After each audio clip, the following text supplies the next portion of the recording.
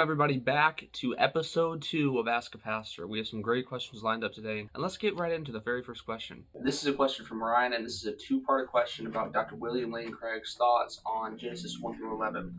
The first question is, do you agree with Craig's take that we can't really look at Genesis 1 through 11 as actual history, and it's much more Mytho-historical? Mytho-historical, that's the word, yeah. Yeah, he's referencing a video clip, but Bill says this often, a video clip on his reasonablefaith.org. And Bill Craig is a great guy, of course, and brilliant philosopher. And so Ryan's question is, do I agree with him? Is Genesis 1 through 11 a type of mytho-history?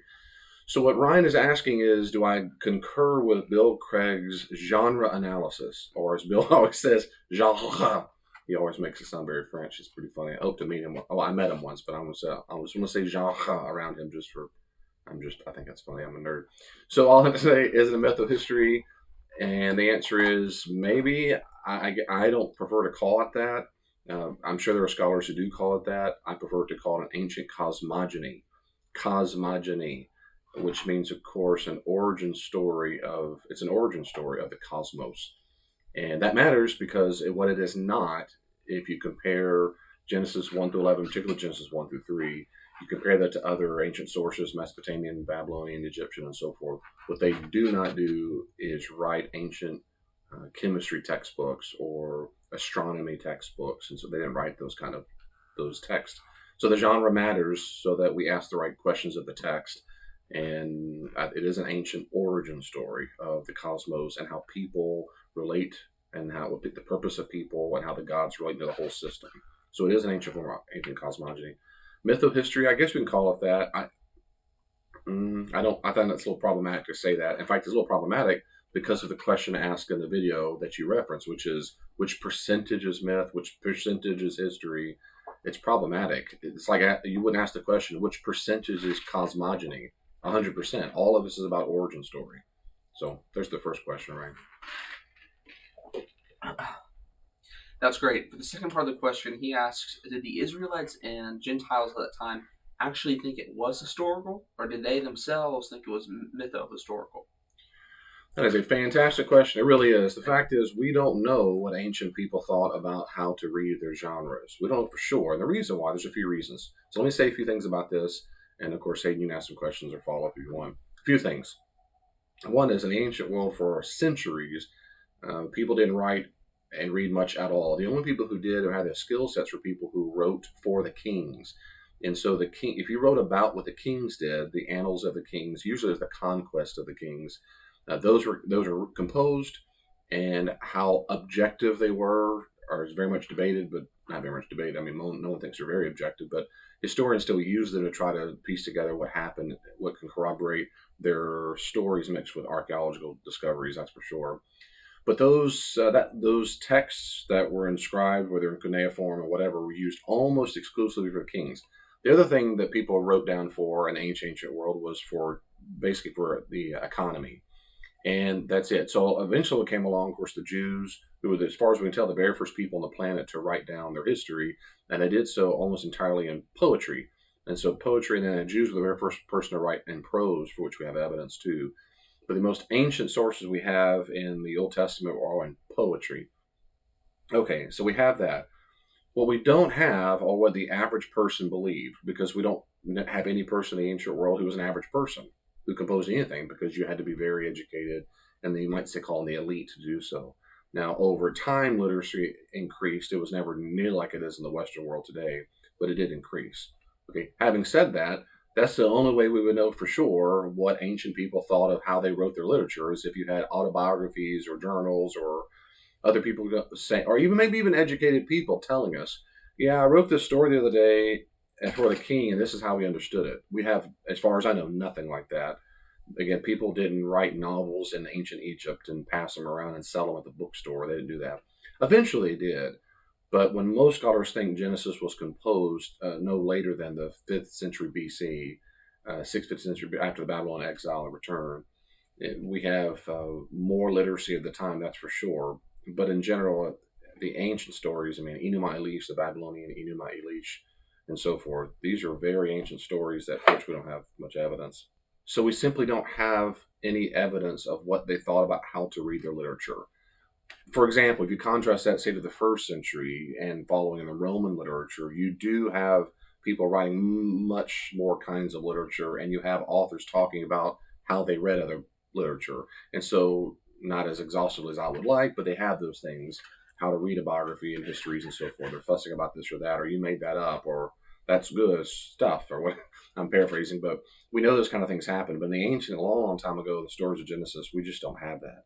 So the fact is, we simply do not know for sure how they read it. We don't. And so when Bill Craig says this in his video, things like, I believe, I interpret it, and of course the response I always give to that is, okay, you can, good for you. And so what Bill does, that if I were to ask him, why do you think, Bill, that the point is that God is sovereign, not that there's a literal 7 days, but that God is sovereign and that the stars and the celestial beings are not gods, but he calls them natural beings. Why do you think that's the point? I think if I push Bill on that, he'd probably say, because when you compare and contrast the Genesis narrative in Genesis 1 and maybe in Genesis 2 and 3 to other ancient cosmogonies, or he would say maybe other ancient mythohistories, I don't know. When you compare and contrast it, that stands out as distinct. And that is true. That's what scholars do all the time. We put these things beside each other. I say, shouldn't be in that category. I'm not an ancient Sumerian and Egyptian specialist, but I read some of them for sure. What they do is, of course, compare them in the original languages as best as possible, but you can read them in English as well and compare them yourself. And then what starts standing out are very much some similarities. For example, the similarities of it is extremely pre-scientific.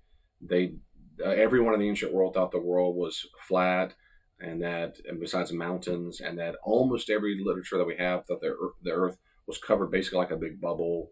The top part was the Rakim, was the what we call firmament. It was hard. There was something below. There's water, so you have things like that. They're what we call pre-scientific, but there are some chief distinctions, and that's what Bill Craig picks up on: is that there is only one God, and one God. He doesn't have a battle to create the earth. The stars are not gods. Things like that do stand out. So Bill will probably say that's why I think the point is that, because it contrasts from the ancient sources. My response to that is fine, cool. That still does not tell us what ancient Israelite thought. Because if I time travel and ask an ancient Israelite, what do you think the main thing is? They very well might say that it happened in 7 days or 6 days and he rested on the seventh. And they might say it's just as important to understand that it happened in literal 6 days as it is to understand that God is the supreme creator of all of it. The answer, I don't know how we didn't know that. We don't know. We won't know what they really thought in the ancient world. So what I think is the safest thing to do, this is what I do when I teach and I preach, is I do focus on those things that I talk about some similarities to ancient cosmogonies, but for theological purposes, and I think that's the purpose of the Bible as a library in general, and it's this: what does it tell us about God? So at minimum, we're safest to say the point, at least a major point of Genesis, is how it stands out from the ancient sources, therefore X, Y, Z. Well, that's pretty interesting, Dr. P, so thank you for that. But we do have to get to the actual serious, important matters at hand here today. Yeah. And that is this. You've seen the Barbie movie, have you not? Is that a true fact? I have. What did you think about the Barbie movie? The Barbie movie. Yeah, I went and saw that with my daughter and my wife and my wife's mom. Loser. Yeah, it was something when you're married you have to do against every fiber of your being. Not me.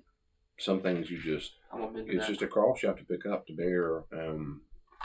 So the Barbie movie, a few things. People have been fussing online about this, I know. So I did see Barbie. Quick reflections are, as far as a movie goes, if regardless of the content, that is, if you look at structure and scenes and that kind of stuff, I thought it was okay. I'd give it a solid C plus maybe. The scenes typically were way too long. There was almost a constant sense of the pacing, like we should be moving on past this, and so the scenes went on and on. My brother, who got his degree, of course, in film, he used to say that the old adage is true. At Harvard. Well, he has a master's at Harvard, but yeah. But anyway, so the point is, you get into a scene as late as possible, and you get out as quickly as possible. The Barbie movie did not do that, so it'd be a fantastic example of how not to do it. As far as that goes, the scenes are long. So, okay, what about the content itself? I thought there was a lot of funny moments. I thought, what's the guy's name? Ryan. I thought he was the funniest character for me. And maybe some of the females laugh more at other stuff, but he had some really good funny moments. That was really good. Otherwise, there's some funny, there's cute moments. I see my daughter, I could see some stuff. She played the stuff in the movie, and it's cute. And some of it funny, like the main actress when she acted like a doll. That stuff was funny. As far as content goes, yeah, well, it took about 60 seconds for me to be angry. Let me explain that. I always think it's okay. So my opinion is, I think it's pretty silly when Christians, or really anybody, but certainly Christians, because I'm one of those, get all angry and upset about something in a movie for content. They can't believe, how could they ever talk about this in content? The outrage of most Christians is highly selective, and it seems arbitrary and it seems nonsensical. And that frustrates me. So, for example, I don't remember any outrage when Goodfellas came out. And Goodfellas does nothing but celebrate murder and stealing, lying. It's nothing but to some degree misogyny.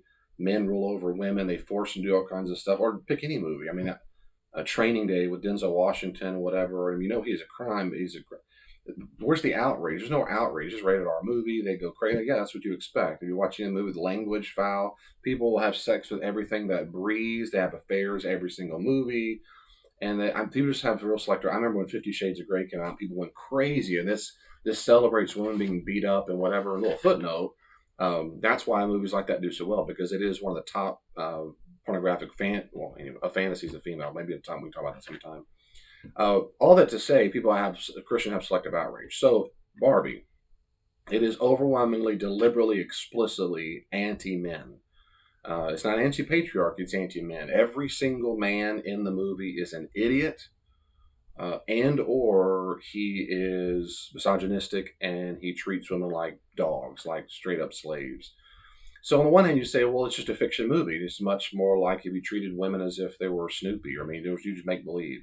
What made me mad is because I know in today's culture that it was supposed to be the sermon. Almost every movie has a sermon, as I teach my kids, teach your son.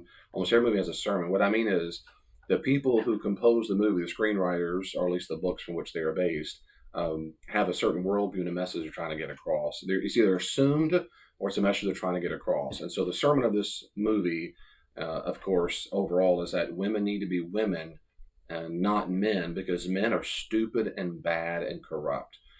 And that's sad. So what made me angry was because I know that's out there in the world, and I started getting upset like little children would see this.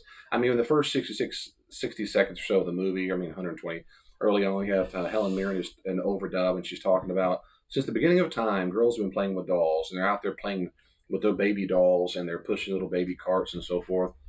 And it says until they got tired of that, and they start smashing, until Barbie came along. Then they smash the babies' heads on the rocks. Reminds me of the psalmist, when he says, that's an imprecatory psalm. And they start destroying the babies. Of course, the point is maybe sad immediately is because girls got sick and tired of acting like a mom. And to be a mom is horrible and oppressive and stupid and evil. And Barbie freed them from the oppression of being a mother. And that's just despicable and stupid. I don't know where it's despicable and stupid. There's one line in the movie, one line that I remember where the woman says, some people might want to be a mom. That's okay. And that was toward the very end. It was in passing, in fact, but the whole opening sequence was that. And so things like that that's just unfortunate and dumb. It's stupid and it's bad theology. God designed women with a natural impulse, almost all of them, across the board, to have children, just like for most men to get married and have children anyway. So things like that. So men are stupid. The main character's husband is an idiot, and Ken in Barbie Land is an absolute idiot. So that kind of stuff. And that's indicative of modern feminism movement, and that's unfortunate. We see that every single TV show, every single movie. The guys think of a guy in recent they're media buffoons at all where the man's competent and kind and caring, good father. I think Creed 3 is the only one that was the recent one. We've talked. Creed 3. I loved how in the movie Creed 3 he was just a normal guy. He loved his wife. He was a father. He wasn't a lying, cheating idiot punk. He was responsible for his family. He cared for his mom. And he was black. What movie demonstrates a black man doing those? I thought it was awesome. Those are the real heroes. Those movies should make $1 billion. I'm serious. That's fantastic. So, and frankly, much more accurate to what happens in the real world when it comes to what most men really are like and so forth. So, but this, and I'll go for, I don't need to go on for long, but Barbie movie represents that sermon, the worldview of a type of feminism that did not exist back in the 50s and 60s and 70s. That kind of feminism I find much more affinity with it and its agenda, that is to have women equal rights, and they're not lesser than valuable than humans and so males. Of course not. I mean, that's fantastic. I think that's great. But let's move past that. It's way, way, way past that. Now is for me to be a female, men can't be men. And so now things are completely reversed in that movement, not in the world, but in normal common sense people, this is absolute gibberish. But in that movement, it is, and that is this: for a woman to be described with adjectives typically associated with masculinity is good. So now when you describe a woman, you have to say she's powerful, strong, capable, ambitious, protective, resourceful, and and she's beautiful, but strong and powerful. That's a big thing in the Barbie movie too. Is that have her power, her power, her power. Um, that was there used to be adjectives used for men, but now women are described that, and now men, because if you ever describe a man that way, that's called toxic. You describe a woman that way, that's called healthy. Now men are supposed to be described as effeminate, gentle, passive, Submissive. submissive. Basically, just get out of the way, be stupid, get out of the way, and do what we tell you. If you would just do what we tell you, then the world would be better. If they would just get out of the way of food, and that's the whole part of what Barbie do is that they run everything. They're not equal, and I even said earlier in the movie, in Barbie Land, all genders are equal, have equal roles, and whatever. Then went to the real world. That's absolutely false. In Barbie Land, it's a matriarchy, and so that's the assumption of feminism. Matriarchy is good, patriarchy is bad.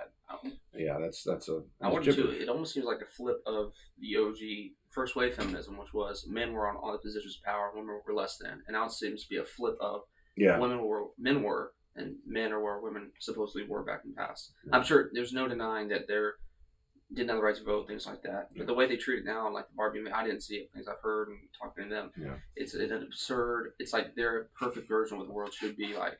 Which is, like Dad said, just men are dumb and stupid, put to the wayside, and basically just treated like, mentally disabled children all the time. Just let them go play and do their own thing. Violent. Right. Aggressive. The lower intellectual disability children. That's right. Exactly. Violent. Exactly. That when whatever they touch, they break and mess up, and ruin and spoil. Whatever women touch is blessed by beauty and camaraderie. Mm-hmm. And they get along with each other, which is, I see the movie was full of contradictions, full of it. And I won't go retake a long time, but yeah, that's full of that. I hear you, Dr. P, Vampire Hunter, but why do you even care? It's just a movie about dolls, for mothers and daughters. So what's the big deal? Well, like I said, I don't care much. I don't think it's that big of a deal because every movie has its little sermon and a worldview, and every movie does. I like most movies, so I like movies in general, and so I don't think it's a big deal, which is why I don't rant and rave about the evils of Barbie, and this is the worst thing possible. And I remember years ago I wrote a blog in response to blogs and responses to 50 Shades of Grey, and I wrote it called My Response to Responses About 50 Shades of Grey, and I was saying the same stuff, so I don't get all worked up, I just think it's dumb. What I'm more interested in is when Christians, well, first off, I'm interested because that's out there, and that's in the real world, and there's a lot of people who think that. There's one thing about Barbie I was going to bring up that does matter. But I'm interested because it's out there in the real world. I'm trying to figure out what real world people are thinking these days. I'm also interested in what our children are being taught.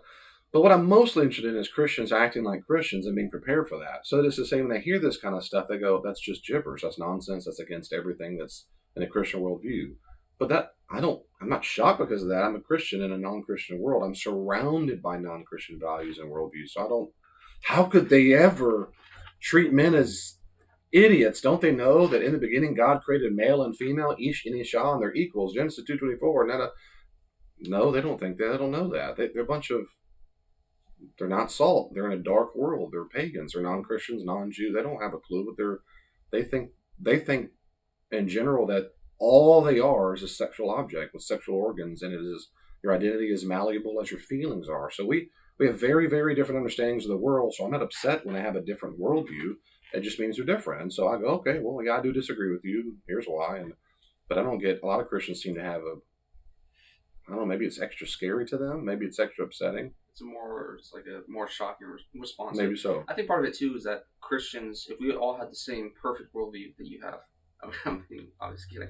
But if we all had that same worldview, I think a lot of problems would dissipate. And one of the things that I see a lot of, especially when Barbie came out, is these mega church pastors, especially the prosperity gospel nonsense, coming out and saying Barbie's of the devil, and it's just more. It fits perfectly in the narrative that everybody thinks that Christians are, which is fear mongering, idiot, fools, homophobic, what a blank, dumb people, and it feeds right into that narrative. And so people took a moment to step back and say, here's our problems with the film, or at least the message in the movie, and just laid it out kindly and calmly. It would solve so many problems. But instead, you get thousands of news articles saying so-and-so pastor of so-and-so mega church said this and this and this and this, and this means that they hate gay people and they hate girls and women, which of course is all utter nonsense. Well, to move on to the next segment, because we do want to have multiple questions, have you seen the Sparkle sermon?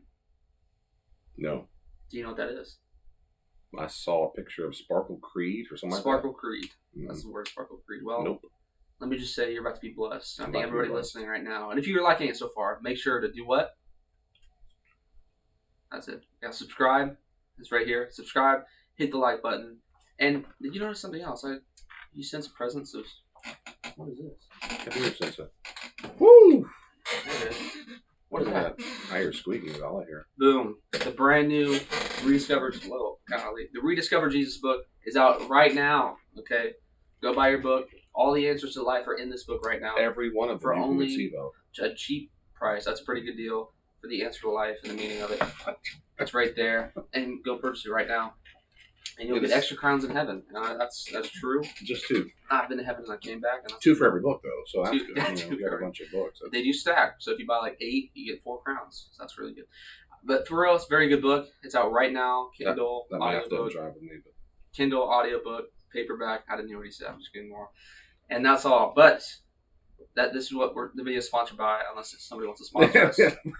Please, we are... That's the truth. It is sponsored. We are a small business right now. All right, let's get on to the Sparkle Creed right here. So, Pastor P, okay. I'm going to hand you this.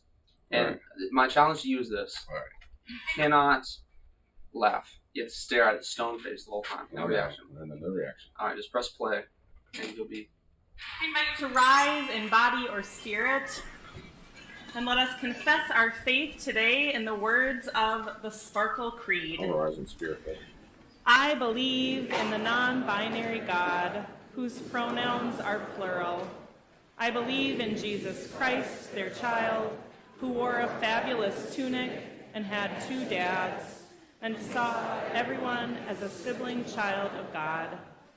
I believe in the rainbow spirit, who shatters our image of one white light and refracts it into a rainbow of gorgeous diversity. I believe in the Church of Everyday Saints, as numerous, creative, and resilient as patches on the AIDS quilt, whose feet are grounded in mud and whose eyes gaze at the stars in wonder. I believe in the calling to each of us that love is love is love. So, beloved, let us love. I believe, glorious God, help my unbelief. Amen. I'm not sure I'm interested in that. No, I am sure. I am not interested in that. I think we can all say they need this book right here. This is the answer. You read this book, you'll never say nonsense like that ever again. And I think I have a right to say that. Utter garbage like that. Go buy the book if you love Jesus. Well, Dad, you have any thoughts on that? Yeah, I'm doing fantastic when I laugh. I laughed a few other videos, and I got fussed at for laughing. But when I laughed at other videos, I was told that I was making fun of people, and that was unchristlike to laugh. So I do laugh at things that are ludicrous, as everyone does, but I won't laugh. That is one of the dumbest, most ludicrous, evil things I've ever heard. As a person who's claiming to be a Christian, I can't believe it. But at the same time,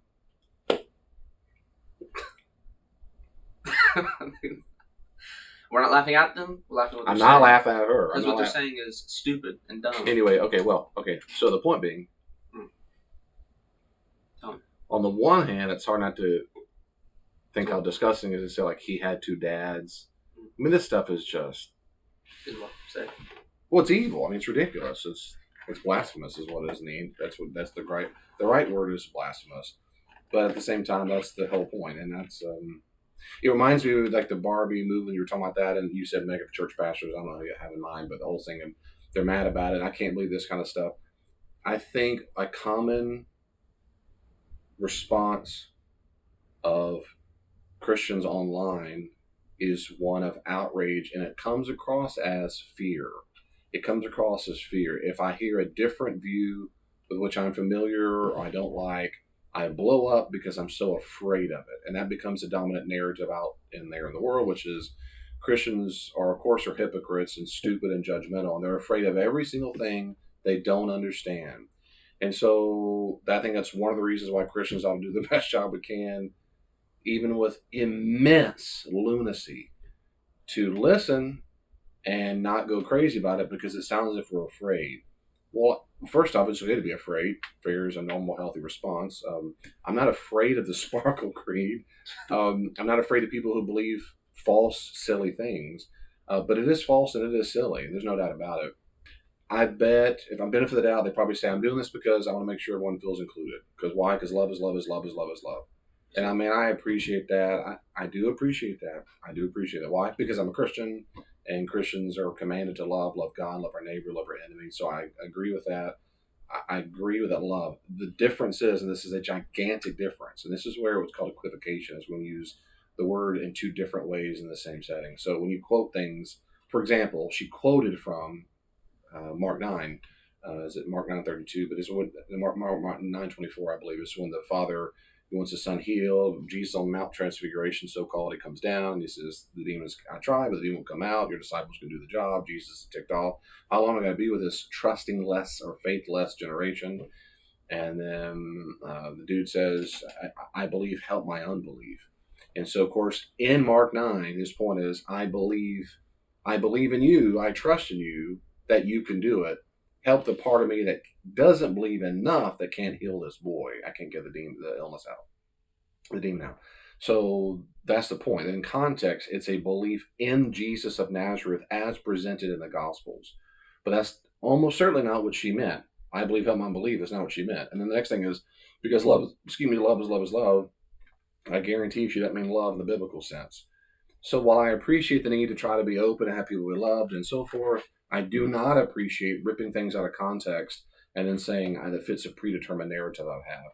I would so personally, I'm not afraid of it. I'm not all raging at it. I know she's made in the image of God. Well, I get all that. I just wish they would just keep their mouth shut, or take off a robe, or meet in a cave, or meet in a home. But don't call yourself part of a church. I mean, that's it. Call yourself the love movement. The super duper awesome love movement from heaven and God, and we have our own theology. I mean, fine. But there's Hindus out in the world, Buddhists. Christians have different worldview than billions of people, billions. What makes me the most upset is not that people have false beliefs, is that they hijack what is already existing, which is in Christianity, and then they corrupt it. That corruption, the definition in the New Testament and the Old too, is that's evil. It's evil. So not only is it silly, it's evil, it's corrupt. And that's the stuff that makes me upset because it's our stuff. Like, get out. I mean, if you have your own beliefs, fine, but don't claim the name of Jesus if you don't represent Jesus. That's all. Just make up your own religion. I mean, just that stuff. I mean, if you came to my house, you can visit my home. But if you came to my home and then act like it was yours and moved all the furniture and walked all over it and they call yourself a Pendergrass. And you call Pendergrass stuff, but this is my home. I mean, go get your own home, get your own stuff. But why did you come take over my place? Is it because you're cowards and because you can't make up your own thing? Is it because of... They're going to say, no, it's not because I'm cowards, David. You're the coward. You don't understand interpretation. Your vision of God is horrible and you hate people. No, I don't. You don't know me at all. I don't hate people. I didn't make up a Sparkle Creed. I didn't make up the Apostles' Creed, but I still read it. And so that's all. I just, the whole baby in the bathwater, like we throw the baby out because I want to make sure people feel included. But don't throw out a baby. Make up a new baby. That's my point. Make up a new baby and your own religion, your own thing, and then go beat the streets with your new religion. And the marketplace of ideas in the world, the best one should win. I mean, period. We're all in this together. Muslims are trying to convert the world. Christians are trying to convert the world. Some Jews are trying to convert, some are. and so forth. Okay, great. We'll form another one. You stand up in your own soapbox down the street, and you say, I do believe in a guy named Jesus, and he wasn't the Jesus of the gospel. He actually had two dads, and he was gay or something. I don't know what their view is. I mean, that's fine, but don't call it Christianity. That's all. So, yeah, that's unfortunate. Unfortunate. Well, you're welcome. You've just been blessed by the Sparkle Creed, and I hope we can start reading that every Sunday.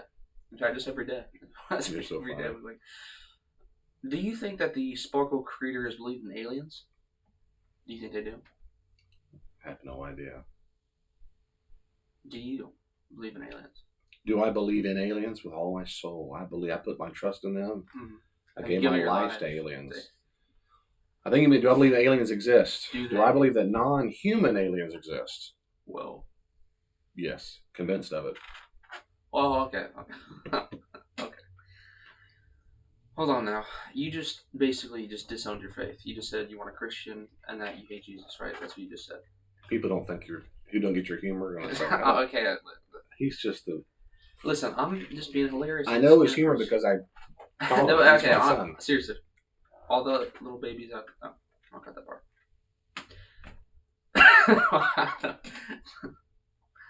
Dadgummit! Get my jokes. Gosh. So you think non-human aliens exist, and you think you're a Christian? Yes. I think both things are true. How can that possibly be the case? Because there's no contradiction between the two beliefs. Well, if aliens exist, that means that Jesus didn't actually exist.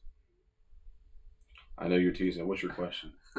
Your comment. What's your point? My point is this. I know you don't believe that. So you do think aliens exist. Why do you think that? And do you think that can actually go hand in hand with the Christian faith? Yeah. I do think non-human alien life is real. I think that's just as sure as other objects exist.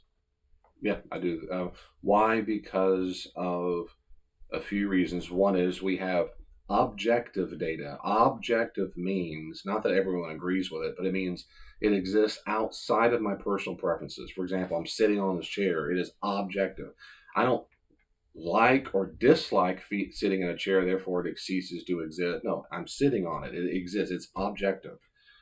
Regardless of how I feel about chairs, well, that's how it is about, we have objective instrumentation that proves indefatigably, period, that objects that can do maneuvering that no human, for which I've seen so far in any interview, any article, book, video, anything, not a single specialist I've read, from the very top astrophysicists that I've known, and this is not my specialty, I don't work at Lockheed Martin, but I'll talk about that in a second if you want. But no one I know has suggested that the objects that are presented in these objective radars are of human origin. That is to say, it surpasses our understanding of physics. For example, they can fly at Mach 3 or 4 in an instant, stop, still. That is, just still. We have nothing that can do that outside. It has to have a jet propulsion. You have to have fuel burning something apart to cause lift or pushing, right? And you can't pull, it to be pushed. Or you have to use wind. And to do that, you have to create drag. The only way to create drag is to make wind go, to make air molecules take a longer time to go at the top than the bottom. And when that happens, it creates lift. So the only two ways you know how to fly, there's creating lift by air molecules. That's what a wing does, including helicopter wing. Or two, it's a jet propulsion. There's nothing else we know of whatsoever, period, that can do it, that has ever been discovered or released or in books. No, period. No one does. Okay, so these things can fly at Mach whatever without needing propulsion or air. They don't disturb. Anyway, so first is your objective data, this radar object. I mean, there's all kinds of the most advanced radars and period. Two, there's firsthand eyewitness testimony by people who are trustworthy. And the top two reasons why someone lies, this is any therapist, counselor would tell you this, including people, particularly people who work with criminals all the time, like this generation, your generation. So is that you lie to gain something. You gain prestige or power or sex or money or those usual things you're gaining, or you're trying to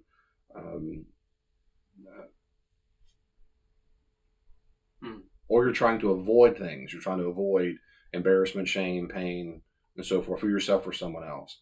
So when you take these military professionals and commercial pilots, you have all these things together, and what's the likelihood that they're all lying when they have no other reason to think so? They're not written up a bunch of liars, not delusional. The third reason why I think they objectively exist is because it happens around the globe. I would be much more likely to think this is American next level technology, that if two things were occurring. That, for example, Lockheed Martin does a lot of top secret stuff, and some other organizations do that. I know enough to know that. But we know this Lockheed Martin, some other organizations work, so like in New Mexico and other places. Let's say, for example, we found special lights all over Arizona, or we had the same kind of, it was locale, or maybe let's say just America, or it's the same kind of objects. And two, there were little leaks about it. So that's what happens today in today's culture, leaks all the time. So it's top secret. I know there are really things that are top secret. There are things that aren't really top. They're top secret, but they're like wink, wink. Like the rumor is there's, like with the stealth helicopter before they came out, people already had rumored about it. As far as I know, there's not a single rumor of these things. And it's rumor of any of that, and it's not localized, it's globalized. So why would the French and the Russians and the Chinese and the South Koreans and the Australians, why is it around the globe they have witnessed these same things of objective radars and first-hand testimony around the globe, and they're radically different shapes and forms and fashion and whatever. So those are the three major reasons why I think there's just too much evidence. There's too much evidence of them. Well, that's all well and good. In fact, you remember this? We did a whole video on a hug the nurturing parent, because that's the one they go to for rescue. So, they went to the guy in the beer for rescue as well as the male. So he's the real father. He's the real father of the family, and the real mother is the sister. Listen, I am all with you. I think there is something definitely there. Mm-hmm. Wouldn't you just say it's probably just like angels or demons or something? Yeah, I've heard people say that. I've heard Christians say it's either angels or demons because they deceive, I guess. I haven't heard one single compelling reason to think that. None. So you can believe that. I've just never heard one good reason to think that. I don't have one single biblical reason to think that angels or demons flying around in objects. You say, well, Dave, without flying an object, they look like a flying object. Okay. Okay. Why? There's not a single instance anywhere in the Bible. The closest you get to flying objects are angelic beings with wings. They're not triangles and squares and silver discs. But we have footage of these things all over the place. Mountain ranges. There are footage of space shuttle. I think it might have been the space station itself. I can't remember now, that or a shuttle that took pictures from space, and you see the discs way up there in the atmosphere, the top part. Beyond what we can fly now, that being a space shuttle. We can't. Are those angels and demons, and what are they doing hanging out there? And why do we never have any instance in the Bible at all of angels or demons? And why do that? And it's to deceive us. To do what? Deceive us in what way? Do people worship the aliens? I guess some do. Some probably do. They're crazy people. People were trying to do that spiritual ritual. Remember that? Yeah. I guess some people would. But that wasn't really as to I just don't think that everything that occurs everything that exists or occurs which might influence a person to worship it, it doesn't mean it's from Satan. That wouldn't make any sense at all. There might be cultures that worship tall trees. Do you think the devil is a tree, or the devil calls the tree to grow tall? People are dumb and they worship everything. Mm-hmm. So I just don't find it persuasive. But maybe it's true they're angels or demons. I'm just saying I've never heard any evidence at all. Not zero. So if you think you can convince him, leave a comment down below. Because I'm sure he's going to read them and then we'll give you an in-depth response. And if you're lucky, we just need questions. So if you guys have any questions at all, whether it be a great question or one you think is, well, this might be a dumb one, don't worry. There's no shame here. We're not going to judge you too much. Just leave your comment down below. Just leave your comment down below, and we will definitely read it, and it'll be the next edition of Ask a Pastor. And so for a final closing question, and the last Ask a Pastor, which came out a few days ago, you said that you had seen, or were about to go see the new Mission Impossible, and you have seen it, correct? I have seen Mission Impossible. So what are your thoughts on Mission Impossible Death Order Part 1? Dead Reckoning? Dead Reckoning Part 1. Doing great, son. Dead. You have a long life of being a host ahead of you. That's my dream, actually. You have a long. It was good. It's good. It's good. It's great. Great action. Is it as good as Mission Impossible Fallout? I thought so. I thought it was great. I don't remember much about it. It was very forgettable, boring. AI. No, it was really good. Yeah, it was good stuff. Good action. It was good. A couple of times there were little one-liners that are silly. There's one scene early on in the movie where these top, like CIA spy people going, "Duh, duh, duh, duh," and they're talking in sequence. See, in the movie world, which is frustrating to me, is that no one's ever interrupted, ever. I know you want to hear it, but no one's ever interrupted. No one coughs, no one sneezes, no one clears their throat. It's just too perfect. And there's a scene where that's cheesy. And whenever officials in movies go, "You gotta understand," and they're so, I mean, some people talk that way in the real world, most don't. So to me, that feels more like a Hallmark movie or something, or that was for my wife. So it feels more cheesy than this. It feels like that show 24. What? We're trying to find that bomb. That's what Aaron Sorkin does well. Is that in his, at least in his movies, they're coughing or they'll say movies. Of course, they never misspeak or anything. Yeah. And that's how I get annoying to hear. So that was a bit, but overall, it's still a great movie. Tom Cruise can make a movie, man. I wouldn't believe anything almost he believes, but he makes a great movie. That's a great one. Maybe that's going to be the next main question of the next episode: is Scientology legit? Foreshadowing. Thank you so much for watching the video. If you liked it, please make sure to like the video and make sure to subscribe and turn on that beautiful little post notification bell so you never miss a brand new video, because we're going to have these still coming out, hopefully. And if you guys have any questions, leave them in the comments below. We will read them and they will be future videos. Think about that. Your question could be in a YouTube video. You can tell all your friends about it and say, listen, this YouTube channel, I was the only one ever. And also, once again, make sure to buy this book right here. And this book right here. If you really, really love Jesus, if you want to be a true Dr. David McGrath super fan, buy these books. Good work, son. Thanks, Dad. I appreciate it. I better get paid today. All right. Thank you so much for watching. Have a great day.